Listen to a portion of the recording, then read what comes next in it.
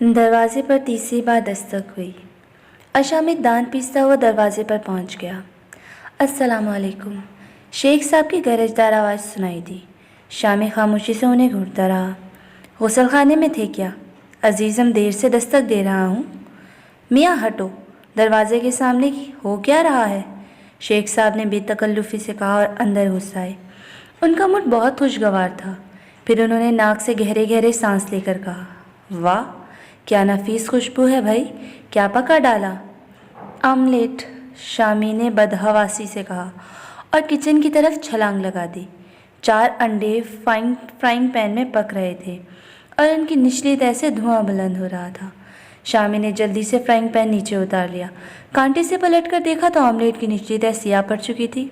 खुदा गारत करे, वो दांत पीस कर बड़बड़ाया। शेख साहब किचन में दाखिल हो गए थे। तो खाने की तैयारियां हो रही थीं, मगर खुशबू बहुत उम्दा है, क्या पका डाला? ओहो आमलेट, बाखुदा तरस गए हैं। अहलिया के जाने के बाद तुम्हारी चच्ची के हाथ का बना हुआ आमलेट दूर दूर तक मशहूरी, हरी मिर्चें नहीं डाली उसमें। शामी बेबसी से आमलेट को घूर रहा था। डबल रोटी से खाओगे? शेख साहब ने पूछा। जल गया है नीचे से। आई वो कैसे? ज़रा देखूं। शेख साहब ने कांटा शामी के हाथ से ले लिया और आमलेट को पलटकर देखने लग गए। ये जल कैसे गया? आप दरवाज़ा जो तोड़ रहे थे। ओहो, तो मियाँ फ्राइंग पैन नीचे उतार कर आ जाते। वैसे भी आमलेट को नीम बर्स्ट रखना चाहिए।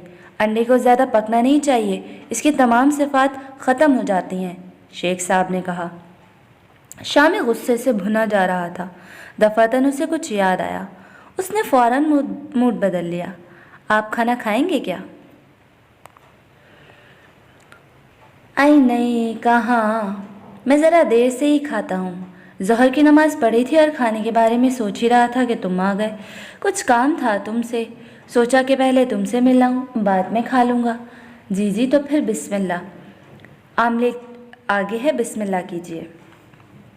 रिस्क की तौहीन भी नहीं की जा सकती, अब इसे फेंकना भी तो नहीं जा सकता। लाओ भाई, इसे प्लेट में डाल दो। शेख साहब ने आमलेट फ्राइंग पैन से उतार कर प्लेट में सजा लिया। शामी इस दौरान डबल रोटी खोलकर प्लेट में रख चुका था। तशरीफ़ लाइए, उसने कहा। शेख साहब मुस्कुराते हुए उसके साथ बाहर निकल आए। शामी ने बड़े प्यार से उन्हें बिठाया और बोला, आप शुरू कीजिए, मैं अभी हाजिर हुआ। आई कहाँ भाई? मैं 5 मिनट में हाजिर हुआ, आप शुरू हो जाइए, शामी ने कहा और दरवाजे की तरफ बढ़ गया। ज़रूर तुम कुछ पुरतकल्लुफ़ करने जा रहे हो, मगर देखो ज़्यादा पैसे ना खर्च करना, मैं तकल्लुफ़ का आदी नहीं हूँ।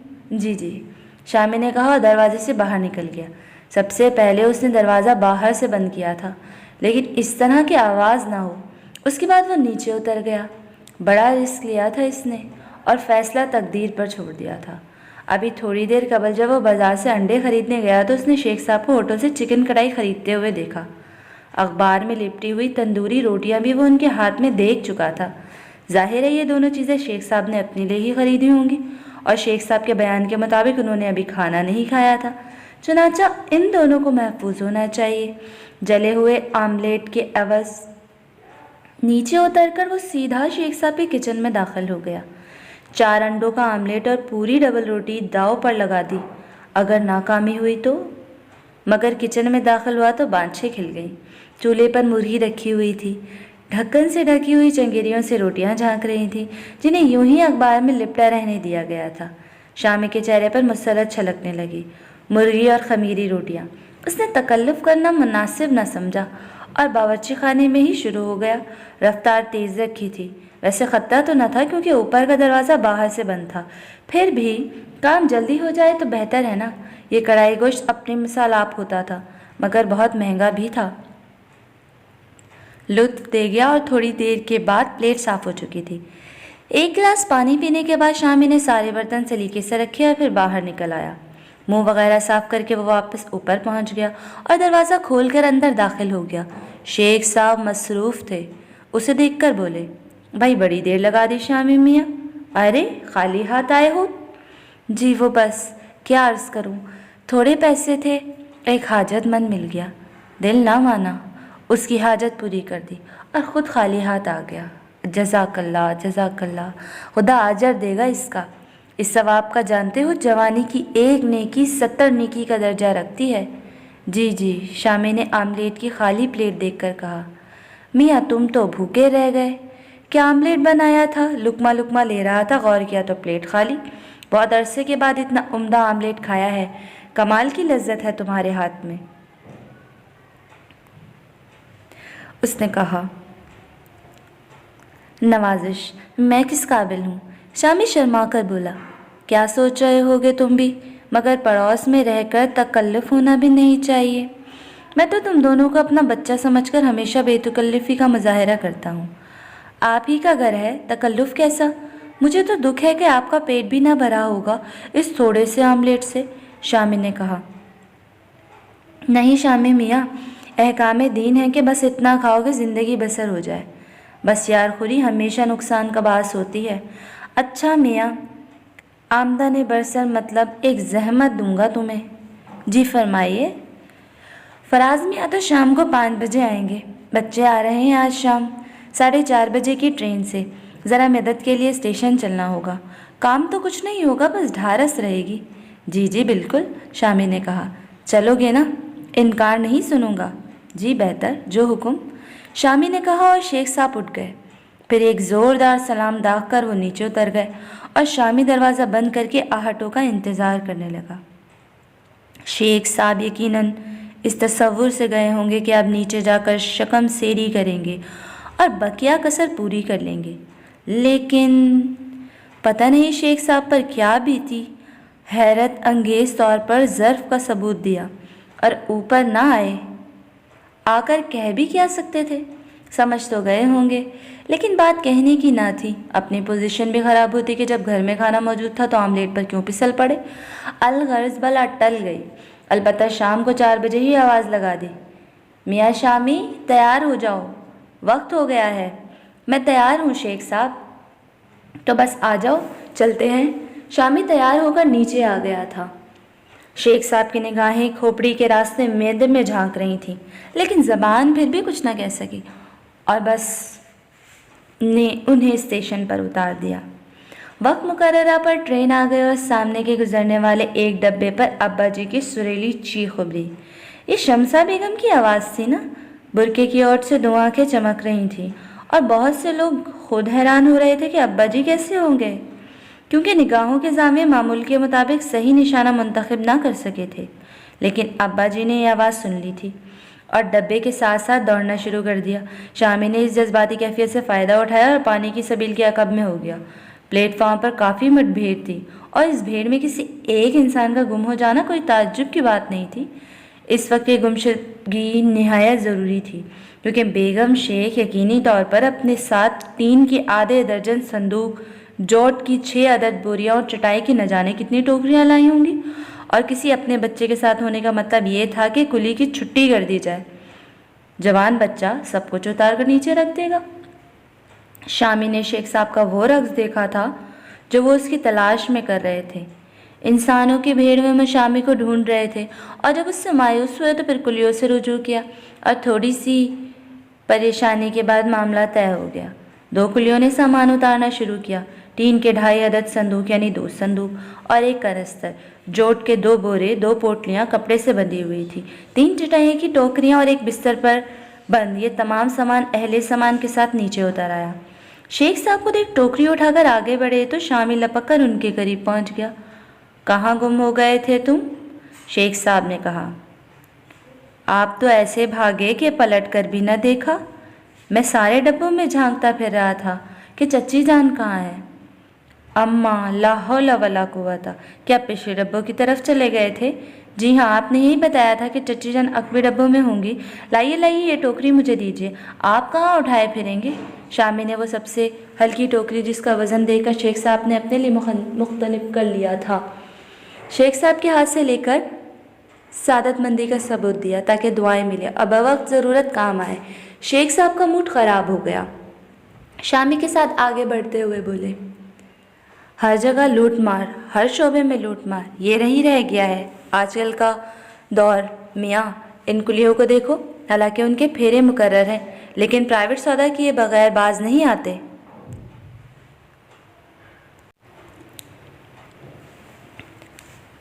बाज़हद शर्मिंदा हूँ। मैं तो बस ये सोच रहा था कि कहीं चची जान को उतरते हुए कि तक नुकसान न पहुँच जाए, शामी ने कहा। अभी बहुत से मराहल थे। स्टेशन से घर जाने का मामला था। माँ इस साजो सामान के ताहम तय हुआ। एक टोकरी से 2 मुर्गियाँ निकल भागी और आसपास भगदड़ मच गई। लेकिन शामी ने इस मौके पर जवांमर्दी का सबूत दिया और टांगें बंधी हुई दोनों मुर्गियों को छपाक से पकड़ लिया, जो बस लड़कती फुड़कती फिर रही थी।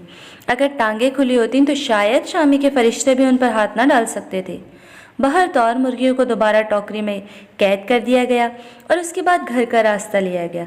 शेख साहब को आज चोट पर चोट हो रही थी। चिकन कढ़ाई की प्लेट वैसे भी पूरे कम नहीं होती थी, इस पर रोटियां, जबकि अंडे ज़्यादा से ज़्यादा 4 रुपये कीमत के होंगे और 2 रुपये की डबल रोटी। गोया आज का दिन नुकसान ही नुकसान था। बहर तौर बर्दाश्त किया। 25 रुपये कुलियों को भी देने पड़ गए और शामी ने अपनी जहानत पर खुदा का शुक्र अदा किया, वरना शेख साहब एक एक संदूक बाहर भिजवाते और उसके बाद आखिरी टोकरी में शायद खुद शामी ही को बेहोशी के आलिम में लाया जाता। गर्ज थोड़ी सी जहानत से बला टल गई थी। घर पहुंचे तो फराज मौजूद था। उसका अंदाज ऊपरी दरवाज़ा खुलने की वजह से हो गया था। शामी ने टोकरी रखी और छलांगे मारता हुआ ऊपर पहुंच गया। शेख साहब उसे आवाज़ें देते ही रह गए। फराज एक आरामदा कुर्सी पर बैठा पुराना अखबार देख रहा था। शामी के कदमों की धमक सुनकर चौंक पड़ा और उसे घूरता हुआ बोला, कहाँ गए थे तुम? आ गई हैं? जाओ नीचे जाओ, ज़रा सामान उतरवाओ। कौन आ गई हैं? फराज चौंक कर बोला, अबे नीचे जाओ, खामखान टेंटें नहीं लगा रखी है। चलो जल्दी नीचे जाओ, अभी आता हूँ। फराज बादल न ख्वास्ता नीचे उतर गया।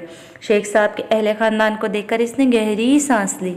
शेख साहब हाथ हिला हिला कर बोले, अम्मा जल्दी से आओ। फराज मियाँ, ये सामान अंदर पहुँचवाओ। ये शामी कहाँ घुस गया?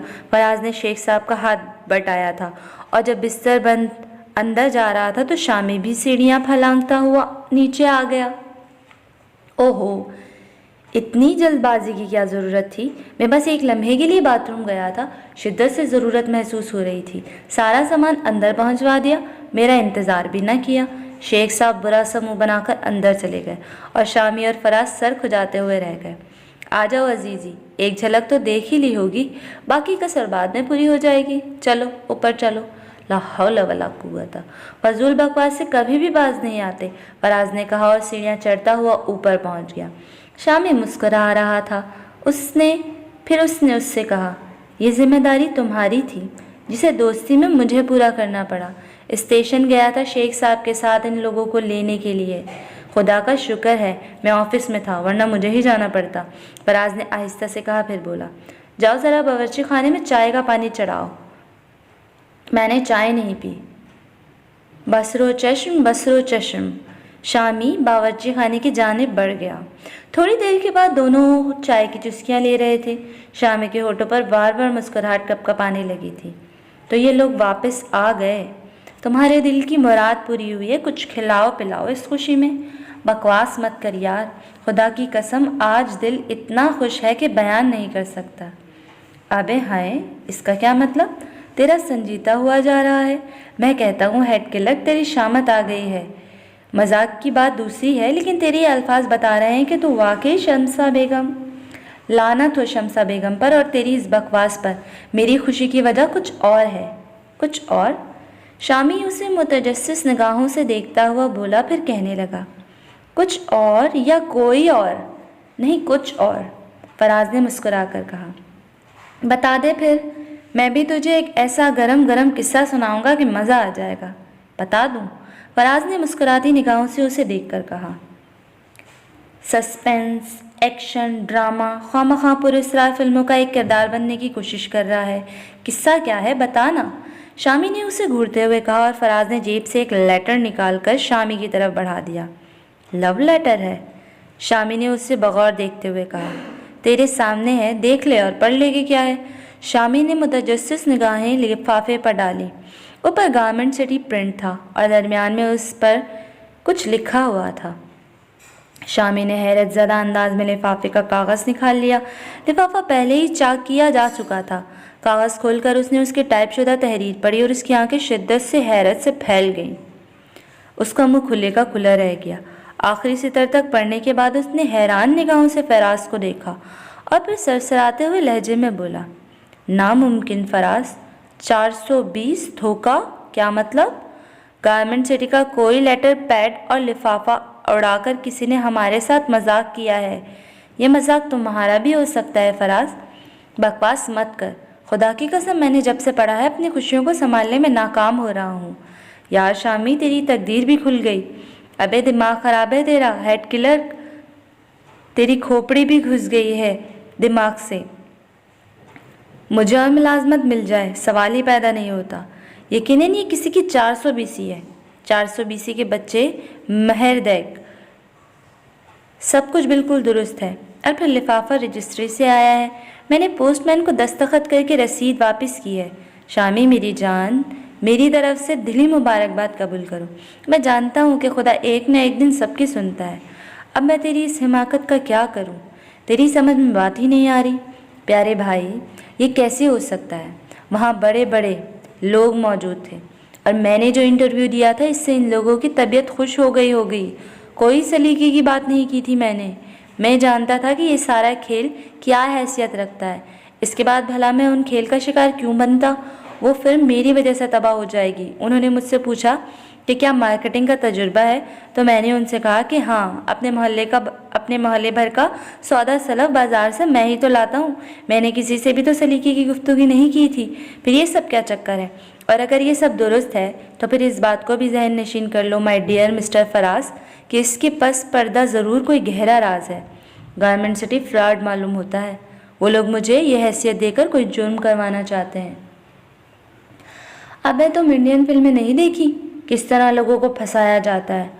उन्होंने समझा होगा नौजवान है, आसानी से फिसल जाएगा। अरे बाप रे! फराज कहका मारकर हंस पड़ा। अब फजूल बातों से गुरेज करो। तुम इस मसले को संजीदगी से नहीं ले रहे। यार कोई अकल में आने वाली बात है? मुझे और मुलाजमत मिल जाए। ज़रा तनख्वाह का स्केल देखो, 4,500 टोटल बनता है, नेज़ दीगर अलाउंस। पागल हो गए हो? वो मुझे इतनी बड़ी रकम देंगे? अरे भाई हेड किलर, देख मेरी गर्दन में फांसी का फंदा मत डाल, तू अकेला रह जाएगा। मैं जितना खुश हूँ शामी, काश तुम्हें अपना दिल चीर कर दिखा सकता। खुदा ने हमारी मुश्किल हल कर दी है। मेरे दोस्त, जो कुछ मेरे पास था कल भी तेरे लिए था और आज भी तेरे लिए है, लेकिन मैं तेरे अंदर के दुख से नावाकिफ नहीं हूँ। यूँ भी खुदा की रहमत से मायूस नहीं होना चाहिए। फजूल ख्यालात को दिल में जगह ना दो और कल से खुदा का नाम लेकर अपनी जिम्मेदारियाँ संभाल लो। शामी मुँह खोले फराज को देखता रहा था।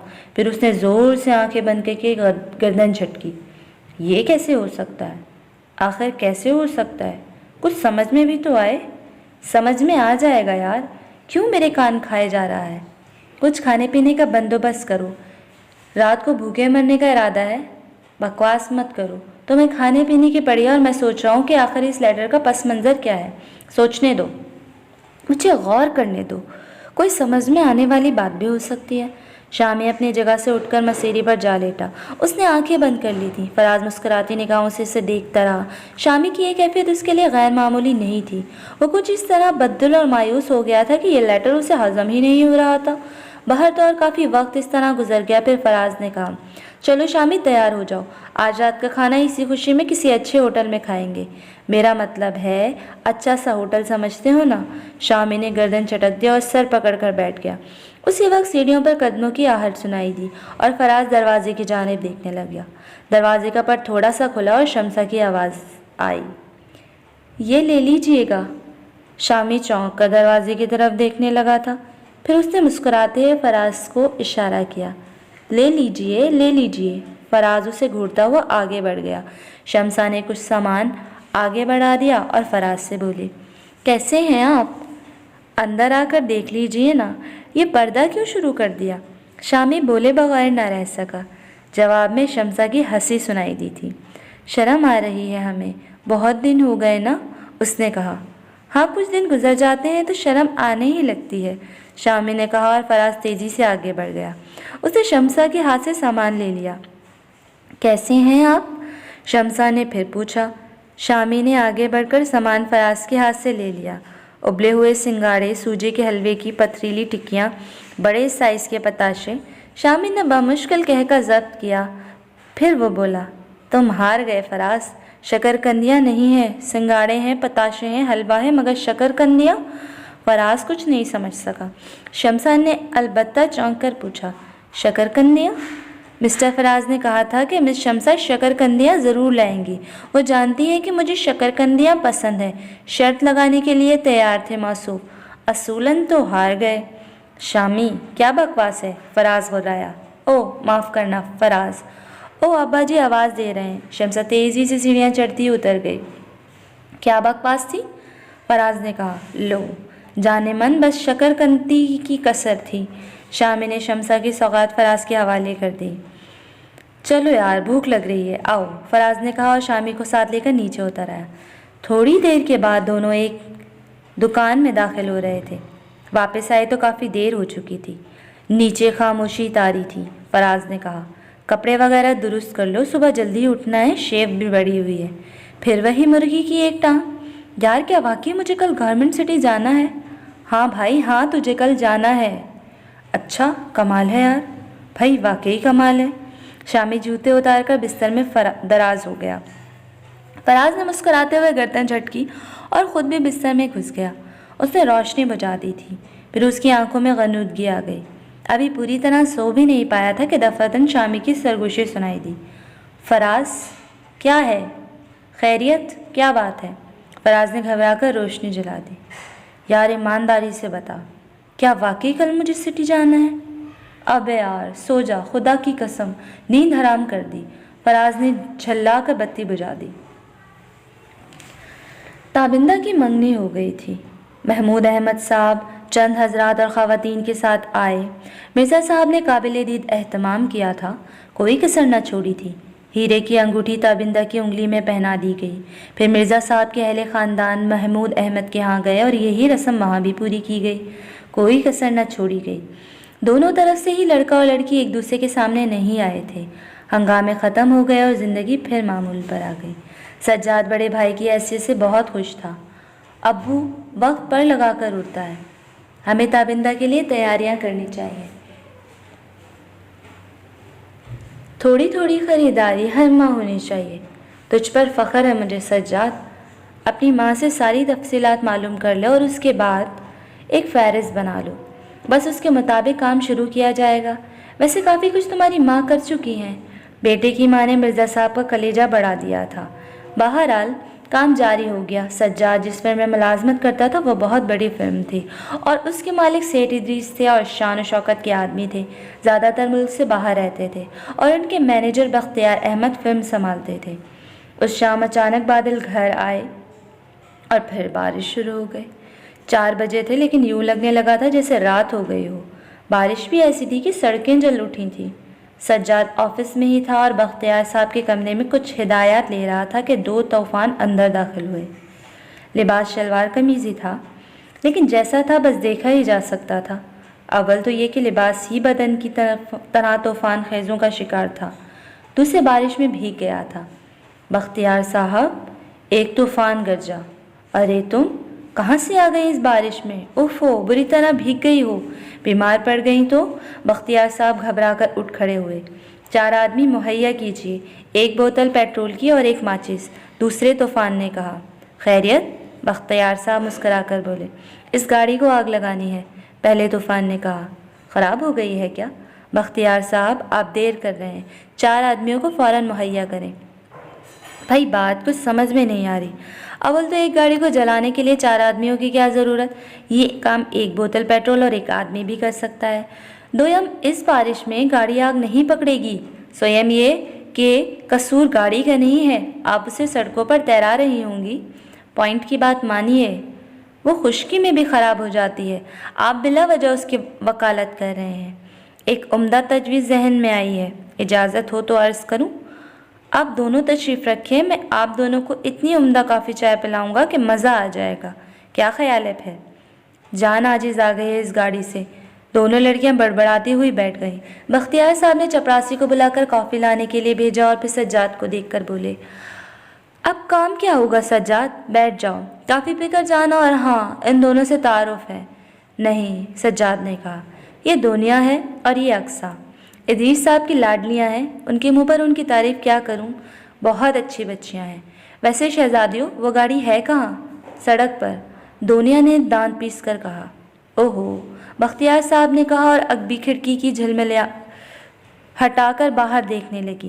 پھر بوکھلائے ہوئے لہجے میں بولی، ارے خدا کی پناہ، سڑک پر روکی ہے، سارا ٹریفک جام ہو رہا ہے، ضرور اب تک چالان ہو چکا ہوگا۔ ارے سجاد میاں، جاؤ جا کر کچھ لوگوں کو بھیج کر اسے سڑک کے کنارے کرا دو، جلدی جائیے ورنہ مصیبت آ جائے گی۔ سجاد مسکراتا ہوا باہر نکل گیا۔ گاڑی کے شیشے کھلے ہوئے تھے، اگبی سیٹ پر بہت سے پیکٹ پڑے ہوئے تھے، لوگ برا بھلا کہہ رہے تھے۔ سجاد نے چند لوگوں کے ذریعے گاڑی دھکیل کر دفتر کے باہر پارک لائن پر پہنچا دی۔ دوبارہ بختیار صاحب کے دفتر میں جانا مناسب نہیں تھا، اس لیے اپنی سیٹ پر آ گیا۔ بختیار صاحب فرم کے مینیجر تھے لیکن بے نظیر انسان تھے، سب سے محبت سے پیش آنا ان کی فطرت تھی۔ حالانکہ انہوں نے سجاد کو بھی کافی کی دعوت دی تھی لیکن سجاد دوبارہ وہاں نہیں گیا تھا۔ سیٹ پر بیٹھتے ہوئے چند لمحات بھی نہ گزرے تھے کہ بختیار صاحب کا چپڑاسی آ گیا۔ صاحب بلا رہے ہیں۔ اس پیغام کو رد نہیں کیا جا سکتا تھا، چنانچہ وہ اٹھ کر بختیار صاحب کی طرف چل پڑا۔ کہاں رک گئے تھے بھائی؟ کافی ٹھنڈی ہوئی چل رہی تھی۔ بیٹھو۔ سجاد شکریہ ادا کر کے بیٹھ گیا۔ یہ کون ہے انکل؟ اقصیٰ نے پوچھا۔ سجاد بیگ، فلم میں ہمارے ساتھی ہیں۔ ہیلو، دونوں نے بیک وقت کہا اور سجاد نے گردن خم کر دی۔ اقصیٰ نے خود کافی سجاد کے سامنے رکھی تھی۔ سجاد، تم کار ڈرائیو کر لیتے ہو؟ بختیار صاحب نے پوچھا۔ جی۔ بس ٹھیک ہے، تم میری گاڑی لے جاؤ، ان دونوں کو گھر چھوڑ کر تم اپنے گھر نکل جانا، میں اسٹاف کے ساتھ چلا جاؤں گا۔ جی، سجاد نے جواب دیا۔ کافی ختم ہو گئی تھی، دونوں نے کھڑکی سے باہر جھانک کر دیکھا۔ بارش بھی کچھ ہلکی لگ رہی ہے سجاد صاحب، میرا خیال ہے چلیں۔ ہاں نکل جاؤ۔ لو سجاد، یہ چابی لو، کل ملاقات ہوگی، اس وقت یہ کام پورا کر لیں گے۔ سجاد چابی لے کر ان دونوں کے ساتھ باہر آ گیا۔ ان کے لباس اب بھی بھیگے ہوئے تھے۔ سجاد نے بختیار صاحب کی کار کے دروازے کا لاک کھول لیا اور اس پر پچھلی سیٹ کا دروازہ بھی کھول لیا۔ چلو تم پیچھے بیٹھ جاؤ، میں سجاد صاحب کے ساتھ آگے بیٹھ جاتی ہوں، دنیا نے کہا۔ وہ کیوں؟ اقصیٰ بیٹھتی ہوئی بولی۔ اچھا نہیں لگے گا نا، سجاد صاحب اکیلے ڈرائیو کریں گے اور ہم دونوں پیچھے بیٹھی ہوں گی۔ دنیا گھوم کر دوسرے دروازے پر پہنچ گئی۔ سجاد نے ڈرائیونگ سیٹ سنبھال لی تھی، پھر اس نے گاڑی سٹارٹ کر کے آگے بڑھا دی۔ میں پیچھے اکیلے بیٹھ کے کیا کروں گی بھائی؟ اقصیٰ نے کہا۔ کیا کروں گی سے کیا مراد ہے؟ جیسے دونوں حضرات اغوا کر رہے ہوں یا پھر میں دونوں کے درمیان کباب میں ہڈی ہوں۔ دماغ کی خرابی اسے ہی کہتے ہیں، دنیا نے کہا۔ اقصیٰ بے اختیار مسکرا دی۔ سجاد صاحب، آپ کی شادی ہو گئی ہے؟ اس نے اچانک سوال کیا۔ جی، میں سمجھا نہیں، سجاد گڑبڑا کر بولا۔ یہ جی اور پتہ نہیں یا سمجھا نہیں، آپ جانتے ہیں یہ جملے کس وقت ادا کیے جاتے ہیں؟ بات کانوں میں داخل ہو گئی ہوتی ہے اور جواب نہیں بن پڑتا۔ آپ نے سن بھی لیا ہے، سمجھ بھی گئے ہیں، شادی ہو گئی ہے آپ کی؟ جی نہیں، سجاد گہری سانس لے کر بولا۔ تب ایمان سے آپ دنیا سے شادی کر لیں، اتنی اچھی جوڑی لگے گی آپ دونوں کی کہ بس بے اختیار داد دینے کو جی چاہتا ہے۔ دنیا آپ کے پاس بیٹھی بہت اچھی لگ رہی ہے۔ سجاد کا ہاتھ اسٹیئرنگ پر بہک گیا اور اس انوکھی بات کی توقع نہیں کر سکتا تھا۔ دنیا نے گردن گھما کر اقصیٰ کی طرف دیکھا اور بولی، اقصیٰ، دماغ کی خرابی کچھ زیادہ ہی بڑھ گئی ہے تمہاری، بولتے وقت احساس بھی نہیں کرتی کہ کیا بول رہی ہو۔ سجاد صاحب، اس لڑکی کو ہمارے گھر میں نیم پاگل کہا جاتا ہے، اس کی فضول بکواس پر آپ کوئی توجہ نہ دیں۔ جی ہاں، جو شخص دل میں آنے والی بات سچائی سے کہہ دے، زمانہ اسے پاگل ہی کہتا ہے۔ ایک بات آئی تھی میرے ذہن میں نے کہہ دی، اس میں کون سی قیامت آ گئی؟ ارے سجاد صاحب، روکیے۔ دفعتاً اقصیٰ چیخی اور سجاد نے احتیاط سے بریک پر پاؤں رکھ دیا۔ بارش کی وجہ سے فوری طور پر بریک لگانا بھی خطرناک تھا۔ بہرحال گاڑی سائڈ پر روک دی گئی۔ ہماری گاڑی میں ہمارا کچھ سامان پڑا ہوا ہے، بہت ضروری ہے۔ دنیا بھول گئی؟ او مائی گاڈ، وہ کیا اب گاڑی میں موجود ہوگا؟ ہم نے تو شیشے اور دروازے بھی لاک نہیں کیے تھے۔ سامان گاڑی میں موجود ہے اور میں شیشے لاک کر کے آیا تھا، سجاد نے جواب دیا۔ تب تو پلیز ذرا سا واپس موڑ لیجئے، کچھ ضروری سامان ہے، دراصل ہم شاپنگ کرنے کے لیے گئے تھے تو۔ سجاد نے عقب نما آئینے میں سڑک کی کیفیت دیکھی اور پھر گاڑی گھما کر دوسری سائڈ لے گیا۔ تھوڑی دیر کے بعد وہ دوبارہ فلم کے سامنے ان دونوں گاڑیوں کے پاس پہنچ گیا۔ دنیا اور اقصیٰ دونوں ہی نیچے اتر گئی تھی۔ پھر وہ اپنے سامان کے پیکٹ اٹھا کر لے آئی۔ سجاد زندگی میں پہلی بار ایسی سچویشن سے دوچار ہوا تھا۔ زمانہ طالب علمی میں لڑکیوں سے دور نہیں رہا تھا، لیکن بس سرسری حد تک۔ کبھی کسی سے قربت نہیں ہوئی تھی اور وہ دوسرے چکروں میں بھی نہیں پڑ سکتا تھا۔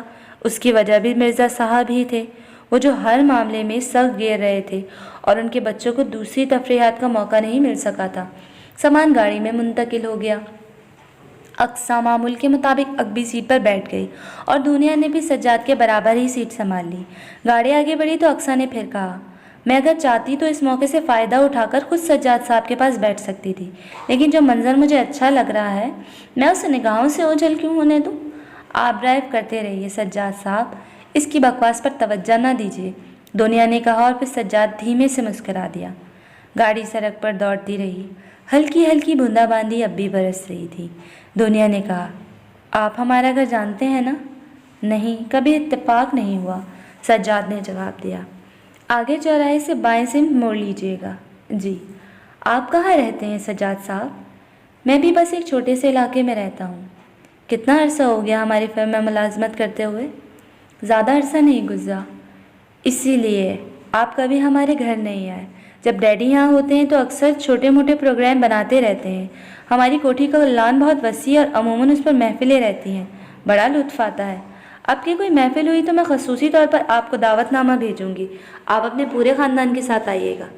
دیکھا دیکھا، یہ ہوتے ہیں دوغلے لوگ، دل میں کچھ اور زبان پر کچھ۔ اب مس دنیا آپ کا خاندان دیکھنا چاہتی ہیں۔ آپ ایک بات ذہن میں رکھیے سجاد صاحب، اگر کہیں دنیا سے آپ کی قربت ہو جائے، میرا مطلب ہے اگر یہ دنیا یہ کار میں ہاتھا پائی کی نہیں ہوتی، میں محسوس کر رہی ہوں کہ اب تو پلٹ کر مجھ پر حملہ کرنے والی ہے۔ تو میں کہہ رہی تھی سجاد صاحب کہ اگر کبھی آپ دونوں میں قربت ہو جائے تو آپ مجھے دور اندیش سمجھ لیجئے گا، کیونکہ اس بات کی ابتدا میں نے ہی کی ہے۔ اقصیٰ، مذاق کا بھی ایک معیار ہوتا ہے، تم غیر معیاری مذاق کر رہی ہو۔ ارے چھوڑو، اس معیار نے انسان سے اس کی انسانیت ہی چھین لی ہے۔ سب ایک جیسے ہی ہیں، دل میں جو آئے وہ کہہ دینا چاہیے، اور اگر غیر معیاری مذاق سمجھا جاتے تو سمجھا جائے بھائی، ہمیں کیا؟ ہمارے اندر تو ایک ہی خوبی ہے، اور وہ یہ کہ کبھی دل پر کوئی بوجھ نہیں رکھتے۔ تو نے سجاد صاحب کے ساتھ ایک پیالی کافی پی، انہوں نے تمہاری گاڑی ہٹوا کر سڑک کے کنارے کر دی اور اب وہ ہمیں چھوڑنے جا رہے ہیں تو ان کے بارے میں منصوبے بنا لیے۔ دیکھو دنیا، ہر چیز ایک کہانی ہوتی ہے، ہر واقعہ کہیں نہ کہیں سے شروع تو ہوتا ہے نا، پھر آگے بڑھتا ہے اور اس کے بعد اپنے منطقی انجام کو پہنچ جاتا ہے۔ پتہ نہیں تم اس تمام چیزوں سے انحراف کیوں کرتی ہو، حالانکہ اس سے زندگی کی کہانی بنتی ہے۔ یہ بکتی رہے گی شیخ سجاد صاحب، جب تک ہم گھر نہیں پہنچ جاتے، یہ بولتی ہی رہے گی۔ ویسے یہ اس کی خوبی ہے، کبھی کسی انسان کو بور نہیں ہونے دیتی۔ گویا تم میری تجویز سے بور نہیں ہوئی، اقصیٰ نے کہا اور دنیا کو راہ کر اس کی طرف پلٹی۔ اقصیٰ پھر پیچھے ہو گئی تھی۔ یہی انسان کی کمزوری ہے، اور سچ بتاؤں سچائیوں کا ثبوت بھی ہے، یعنی وہ جو اس حقیقت کو اپنے دل میں پالے ہوئے ہیں اور اپنے آپ میں رکھنا چاہیے۔ اگر وہ کہیں باہر سے نمایاں ہو جائیں تو پھر وہ اپنی تھوڑی سی سبکی محسوس کرتے ہیں، اور اگر اپنے سے کمزور کوئی سامنے بیٹھا ہو تو اس پر حملہ آور ہو جاتے ہیں۔ دنیا ہنس پڑی تھی، سجاد بھی ہنسے بغیر نہیں رہ سکا۔ ہاں یہی موڑ ہے، دنیا نے کہا اور سجاد نے گاڑی اطمینان سے بائیں سمت موڑ دی۔ ایسے ہی موڑ زندگی کے اختتام تک لے جاتے ہیں، آگے جا کر آپ کو بھی ایک موڑ مڑنا پڑے گا، لیکن بائیں سمت تک مڑ چکے ہیں، اب دائیں سمت مڑیے گا، اقصیٰ نے کہا۔ سجاد ان کی ہدایت پر عمل کرتا ہوا تھوڑی دیر کے بعد ایک کوٹھی کے سامنے رک گئے۔ یہ تو ہو نہیں سکتا کہ آپ یہاں آئے اور ہم آپ کو کسی خاطر مدارت کے بغیر جانے دیں، چنانچہ تشریف لائیے۔ بارش بڑھ جانے کا امکان ہے، اگر اس وقت معاف کر دیے تو بہتر ہوگا، پھر حکم دیں گی تو حاضر ہو جاؤں گا۔ سبحان اللہ، یہ انکساری اور انداز انکساری میں ادب ہے، اور انداز میں دل آویزی۔ گویا لوٹ لیا آپ نے ہم دونوں کو۔ آئیے اندر آئیے، میں ذرا مختلف قسم کی انسان ہوں، اقصیٰ نے کہا۔ آ جائیے سجاد صاحب، دفتر میں تو کافی پی تھی، لیکن اس عمدہ موسم میں کافی کی دوسری پیالی بھی بری نہیں لگے گی۔ آ جائیے، تکلف نہ کیجیے، آپ مرد ہیں، بارش تیز ہو بھی گئی تو کیا؟ دنیا نے کہا۔ اقصیٰ نے پھر کچھ بولنا چاہا، لیکن دنیا نے اس کے شانے پر غصہ جما دیا۔ سجاد صاحب سے اتر کر اندر داخل ہو گئی۔ یہ لمحات اسے بھی کچھ برے نہیں لگ رہے تھے۔ زندگی میں کچھ تبدیلی ہوئی تھی، چند لمحوں کے اندر اندر बहरहाल वो आगे बढ़ गया। उसे ड्राइंग रूम में ले जाया गया। अक्सर ने यहाँ भी मदाखलत की। कहने लगी, यह हसीन मौसम ड्राइंग रूम में बैठने का नहीं है। आओ ऊपर मंजिल पर साइबान तले चलते हैं, वहाँ आएगा कॉफ़ी पीने का लुत्फ़। आ जाइए सज्जाद साहब। दुनिया ने भी इख्तलाफ नहीं किया था। वो लोग मुख्तलिफ रास्तों से गुजरते हुए सीढ़ियों पर आ गए और फिर ऊपरी मंजिल पर पहुंचने के बाद ये सीढ़ियाँ ऊपर को चली जाती थीं, वसी और इस छत पर, जो कि हर जगह साहिबान के नाम से मंसूब की गई थी। वो एक हसीन तरीन जगह थी और उसे देहाती तर्ज पर तामीर किया गया था। बाहर का मंजर धुंध में डूबा हुआ था। दुनिया ने सज्जाद को बैठने की पेशकश की और बोली, बस चंद लम्हात की इजाज़त दीजिए, हम लोग ज़रा लिबास तब्दील कर लें। जी ज़रूर, आपने बिला वजह तकल्लुफ़ किया, वरना इस मौसम में और फिर आप वैसे भी भीगी हुई हैं।